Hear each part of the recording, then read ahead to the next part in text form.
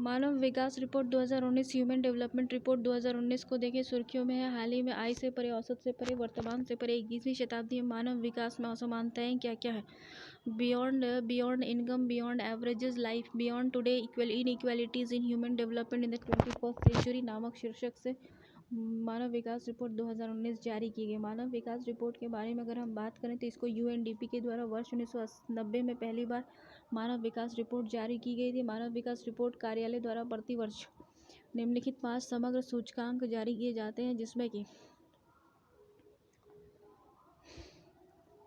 जिसमें जो 5 तरह का सूचकांक जारी किया जाता है। एक मानव विकास सूचकांक है HDI, एक है असमानता समायोजित मानव विकास सूचकांक है, तीसरा जो है वो लैंगिक विकास सूचकांक है, जेंडर डेवलपमेंट इंडेक्स है, और लैंगिक असमानता सूचकांक है। उसके बाद बहुआयामी निर्धनता सूचकांक है। मानव विकास सूचकांक पर मानव विकास रिपोर्ट के एक भाग के रूप में जारी किया जाता है। ये सभी देशों में मानव विकास के आधारभूत आयामों से संबंधित उपलब्धियों का मापन करता है। HDI निम्नलिखित 3 मापदंडों के आधार पर देश को रैंक प्रदान किया जाता है। सबसे पहले तो जीवन प्रत्याशा, उस देश में रहने वाले लोगों की मृत्यु दर, जीवन प्रत्याशा कितनी है, वो कितने वर्ष तक जीवित रहते हैं।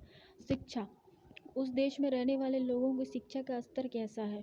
प्रति व्यक्ति आय, लोगों की प्रति व्यक्ति आय कितनी है।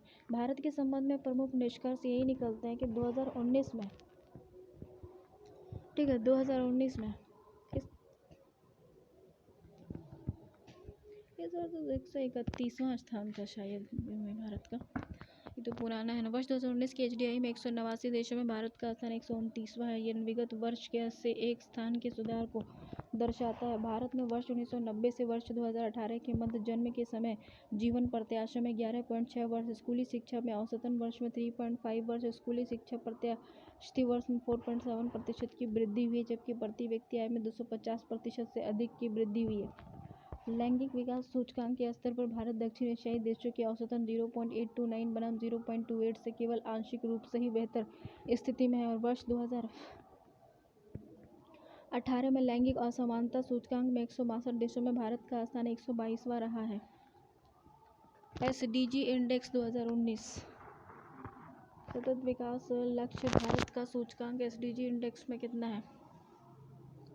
तो हाल ही में नीति आयोग द्वारा सतत विकास सूचकांक भारत सूचकांक का द्वितीय संस्करण जारी किया गया। SDG इंडेक्स के बारे में बात करें तो नीति आयोग ने सांख्यिकी और कार्यक्रम कार्यान्वयन मंत्रालय नीति आयोग ने सांख्यिकी और कार्यक्रम कार्यान्वयन मंत्रालय, ग्लोबल ग्रीन ग्रोथ इंस्टीट्यूट, संयुक्त राष्ट्र संघ के सहयोग से SDG इंडिया इंडेक्स को विकसित किया है। यह वर्ष 2030 तक SDG लक्ष्यों को प्राप्त करने की दिशा में भारत के राज्य और केंद्र शासित प्रदेशों द्वारा की जाने वाली प्रगति का व्यापक रूप से प्रलेखन करता है। यह लक्षित नीतिगत संवाद, नीति निर्माण और कार्यान्वयन के साधन के रूप में काम करता है तथा वैश्विक स्तर पर स्वीकार्य मापन पद्धति से संलग्न विकासात्मक कार्रवाई की दिशा में काम करता है। यह SDG की निगरानी से संबंधित महत्वपूर्ण अंतरालों और राष्ट्रीय केंद्र शासित प्रदेश स्तर पर सांख्यिकी प्रणालियों में सुधार की आवश्यकता को रेखांकित करने में सहायता करता है। संयुक्त राष्ट्र ने सदस्य राष्ट्रों द्वारा अनुपालन का मापन करने हेतु 232 संकेतक विकसित किए हैं, जबकि नीति आयोग ने इस सूचकांक हेतु 100 संकेतकों के साथ भारतीय संदर्भ के अनुकूल निगरानी दृष्टिकोण को अपनाया है। ज्ञातव्य है कि संकेतक MOSPI के राष्ट्रीय संकेतक रूपरेखा से ग्रहण किए गए हैं। NIF से SDG की प्रगति की निगरानी करने के लिए 306 संकेतकों को समाविष्ट किया गया है। SDG इंडिया इंडेक्स 2019 अपने प्रथम संस्करण की तुलना से अधिक मजबूत है, क्योंकि इस संस्करण में लक्ष्य 17 पर गुणात्मक मूल्यांकन के साथ 17 SDG में से 16 SDG को शामिल किया गया था, जबकि 2018 सूचकांक में केवल 13 लक्ष्य सम्मिलित थे। इन 16 SDG से समग्र प्रदर्शन के आधार पर प्रत्येक राज्य केंद्र शासित प्रदेश के लिए 0 से 100 के परास्परिक अंकों की गणना की गई। किसी राज्य केंद्र शासित प्रदेश द्वारा प्राप्त उच्च प्राप्तांक उसके द्वारा लक्ष्यों को प्राप्त करने से निकटता को दर्शाता है। SDG इंडिया इंडेक्स स्कोर के आधार पर वर्गीकरण मापदंड निम्नलिखित है। आकांक्षी, बेहतर प्रदर्शन, अग्रणी और लक्ष्य प्राप्त करता है, अचीवर्स। तो जो आकांक्षी होंगे वो 0 से 49 जो बेहतर प्रदर्शन रहा होगा 50-60% के बीच होगा। अग्रणी हो गए, इंडिपेंडेंट हो गए, तो वो 65 to 99% होगा। जिसको 100% मिल गया वो अचीवर्स हैं, लक्ष्य को प्राप्त कर लिया है। इस सूचकांक के प्रमुख निष्कर्ष हैं जैसे कि भारत का समग्र स्कोर 2018 में 57 से बढ़कर 60 हो गया। ये सभी राज्य केंद्र शासित प्रदेश या तो बेहतर प्रदर्शनी में है या अग्रणी में सम्मिलित हैं। 70 से 59 प्राप्तांक के साथ केरल, हिमाचल प्रदेश प्रथम और द्वितीय स्थान पर है। 50 प्राप्तांक के साथ बिहार सबसे खराब प्रदर्शन करने वाला राज्य है।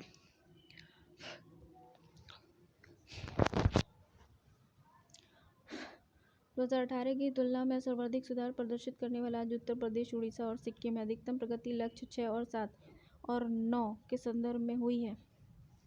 भारत में पोषण और लैंगिक समानता सभी मुद्दे विद्यमान हैं। इनके लिए सरकार द्वारा अधिक केंद्रित दृष्टिकोण अपनाए जाने की आवश्यकता है। आकांक्षी श्रेणी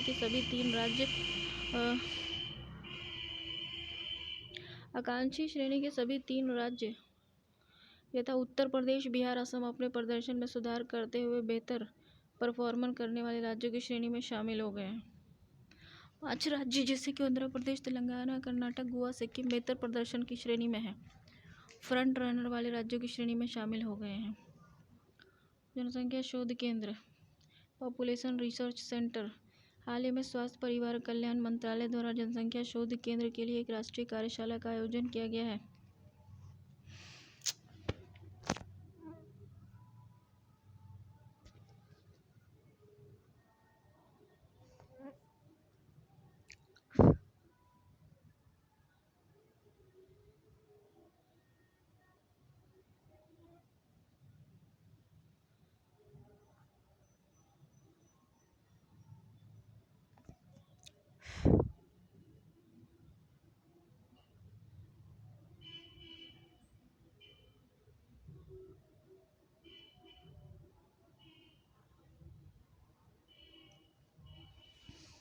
हाल ही में स्वास्थ्य और परिवार कल्याण मंत्रालय द्वारा जनसंख्या शोध केंद्र के लिए एक राष्ट्रीय कार्यालय का आयोजन किया गया है। ठीक है ना। जनसंख्या शोध केंद्र की तरफ अगर हम देखें तो क्या है कि स्वास्थ्य एवं परिवार कल्याण मंत्रालय द्वारा 18 जनसंख्या अनुसंधान केंद्रों का एक नेटवर्क स्थापित किया गया है। स्वास्थ्य एवं परिवार कल्याण मंत्रालय के द्वारा 18 जनसंख्या अनुसंधान केंद्रों का एक नेटवर्क स्थापित किया गया है जो 17 बड़े राज्य संघ शासित प्रदेशों से संबंधित है। PRCS स्वायत्त प्रकृति के होते हैं जो अपने मेजबान विश्वविद्यालय संस्थान के प्रशासनिक नियंत्रण में काम करते हैं। PRCS जो होते हैं उसके कार्य प्रकार क्या, राष्ट्रीय और राज्य स्तर पर चल रही योजनाओं हेतु योजना निर्माण, रणनीति और नीतिगत हस्तक्षेप के लिए इन शोध अध्ययनों से प्राप्त फीडबैक का लाभ उठाते हुए परिवार नियोजन, जनांकीय अनुसंधान और जनसंख्या नियंत्रण के जैविक अध्ययन और गुणात्मक पहलू आदि से संबंधित शोध परियोजनाओं को आरंभ करना। यह मंत्रालय द्वारा सौंपे गए अन्य अध्ययन कार्यों से संलग्न है, जैसे स्वास्थ्य और परिवार कल्याण मंत्रालय द्वारा 2008-9 के दौरान देश भर में आयोजित किए गए NRHM का समवर्ती मूल्यांकन करना और मंत्रालय के बृहत स्तरीय नमूने सर्वेक्षण के कार्यों को संपादित करना तथा जिला स्तरीय हाउसहोल्ड सर्वेक्षण, राष्ट्रीय परिवार स्वास्थ्य सर्वेक्षण और longitudinal ageing study in India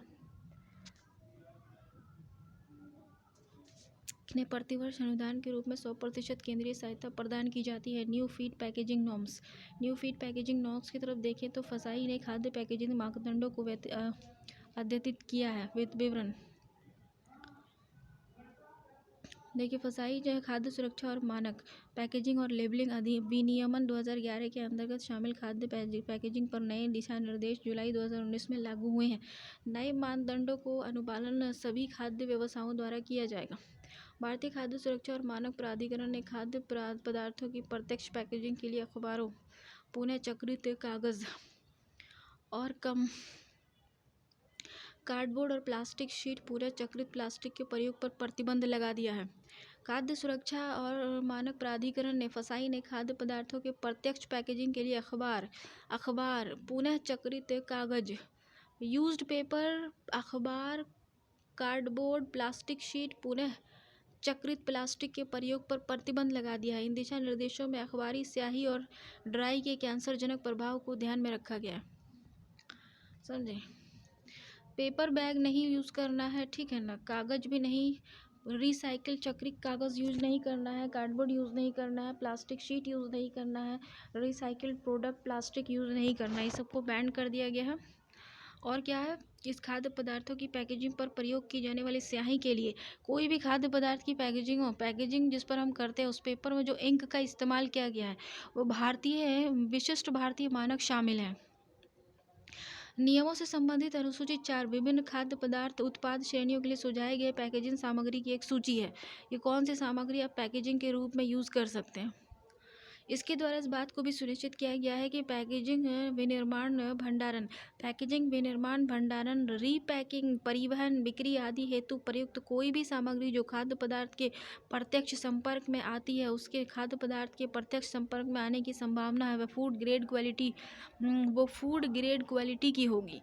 यानी कि कोई भी चीज़ पैकेजिंग में अगर हम यूज़ करते हैं वो फूड ग्रेड क्वालिटी की ही होनी चाहिए, बाकी हार्मफुल नहीं होनी चाहिए। इस खाद्य पदार्थ की पैकेजिंग के लिए टीन के कंटेनरों को एक बार उपयोग करने के पश्चात उनका पुनः उपयोग नहीं किया जाएगा।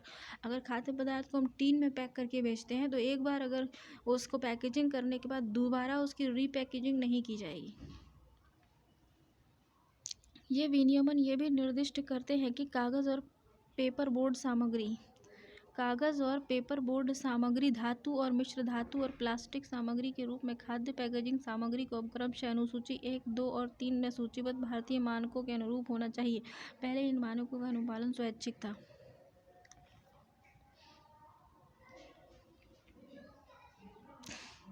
इसमें पैकेजिंग सामग्री के लिए सामान्य और विशिष्ट दोनों प्रकार की आवश्यकताएं शामिल हैं। विशेष रूप से ये प्लास्टिक पैकेजिंग सामग्री में कुछ दूषित पदार्थों के लिए विशिष्ट माइग्रेशन लिमिट, किसी तत्व की वह अधिकतम अनुमत मात्रा को पैकेजिंग सामग्री या कंटेनर से खाद्य पदार्थ में प्रवेश कर सकती है और 60 मिलीग्राम किलोग्राम या 10 मिलीग्राम डेसी मिलीमीटर स्क्वायर की समग्र माइग्रेशन लिमिट निर्धारित करते हैं। प्लास्टिक सामग्री और वस्तु निर्धारित आवागमन में एक निर्धारित सीमा से अधिक मात्रा में पदार्थों का स्राव नहीं करेंगे। प्लास्टिक जब खाद्य पदार्थ के संपर्क में आता है तो उसमें विभिन्न प्रकार के रासायनिक तत्व स्रावित होते हैं, जिसमें बेरियम, कोबाल्ट, तांबा, लोहा, लिथियम, मैंगनीज जस्ता आदि शामिल हैं।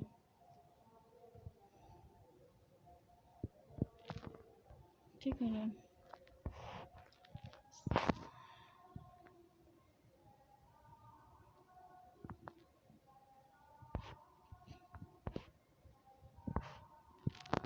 देखो, वर्ल्ड रिपोर्ट की अगर हम बात करें तो वर्ल्ड माइग्रेशन रिपोर्ट 2020 रिपोर्ट सूचकांक रिपोर्ट एंड इंडेक्सेस में देखें, वर्ल्ड माइग्रेशन रिपोर्ट जारी करता है international organization for migration IOM। प्रमुख निष्कर्ष के वर्ष 2019 में अंतर्राष्ट्रीय प्रवासियों की संख्या 270 मिलियन अनुमानित है और लगभग 51 मिलियन प्रवासियों के साथ अमेरिका शीर्ष गंतव्य स्थान है। यानी कि प्रवासी लोगों के माइग्रेशन के लिए अमेरिका सबसे गंतव्य स्थान है। 270 मिलियन में से 51 मिलियन सिर्फ अमेरिका गए हैं। भारत में 17 मिलियन प्रवासियों के साथ अंतर्राष्ट्रीय प्रवासियों की उत्पत्ति का सबसे बड़ा देश बन गया है। इसके उपरांत मैक्सिको और चीन का स्थान है। शीर्ष 3 प्रवेश प्राप्तकर्ता देश हैं भारत 78.6 बिलियन डॉलर विप्रेशन प्राप्तकर्ता, और इसके पश्चात चीन और मैक्सिको हैं। IOM के बारे में कहा गया है कि वर्ष 1951 में स्थापित IOM प्रवासन के क्षेत्र में अग्रणी अंतर सरकारी संगठन है तथा यह सरकारी, अंतर सरकारी, गैर सरकारी भागीदारी के साथ मिलकर काम करता है और भारत इसके 173 सदस्यों में से एक है। ग्लोबल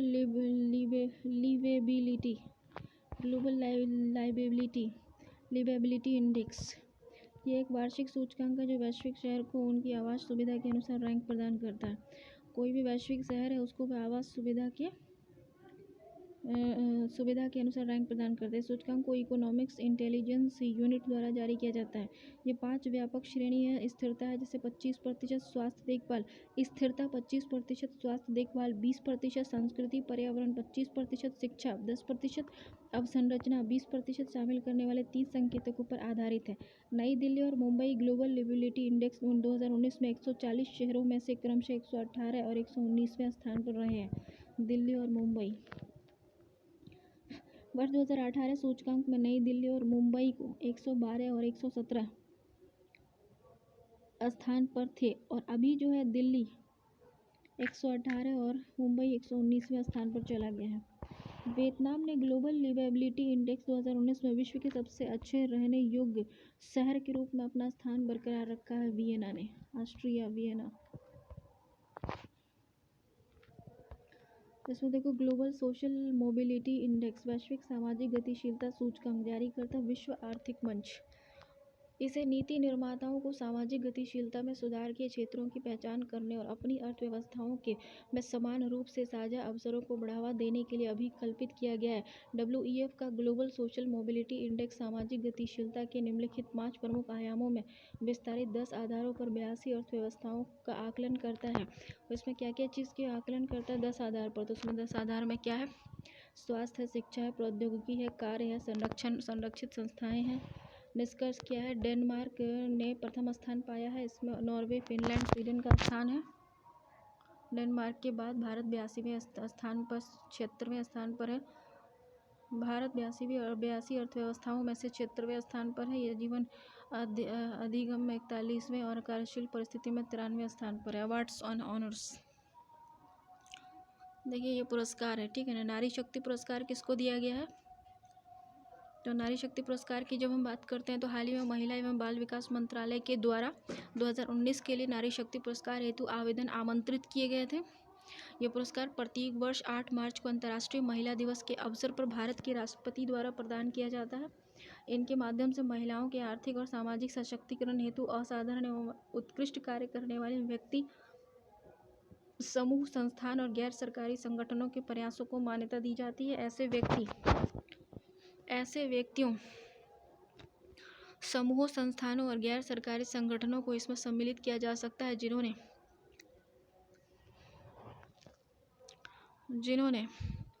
निर्णय निर्माणकारी भूमिकाओं में भागीदारी हेतु महिलाओं को प्रोत्साहित किया हो, पारंपरिक और गैर पारंपरिक क्षेत्रों में महिलाओं के कौशल विकास को प्रोत्साहित किया हो, ग्रामीण महिलाओं के लिए मूलभूत सुविधाएं प्रदान की हो, विज्ञान और प्रौद्योगिकी, खेल, कला, संस्कृति आदि क्षेत्रों में महिलाओं को प्रोत्साहित किया हो, महिलाओं के लिए सुरक्षा और संरक्षा, शिक्षा और स्वास्थ्य और कल्याण आदि के लिए महत्वपूर्ण रूप से कार्य किया हो। पूर्व इन्हें स्त्री शक्ति पुरस्कार के नाम से जाना जाता है। राष्ट्रीय फ्लोरेंस नाइटिंगेल्स पुरस्कार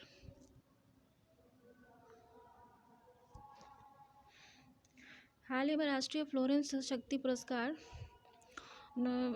राष्ट्रीय फ्लोरेंस नाइटिंगेल पुरस्कार 2019 के अंतर्गत 36 व्यक्तियों को सम्मानित किया गया था।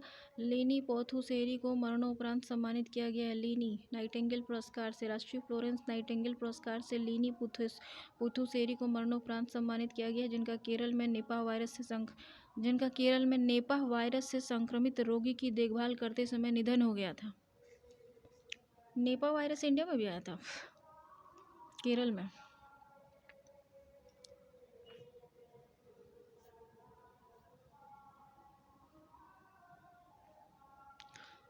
देखो लास्ट पेज है। सरकार ने वर्ष 1973 में समाज के प्रति नर्सों की उल्लेखनीय सेवा को मान्यता प्रदान करते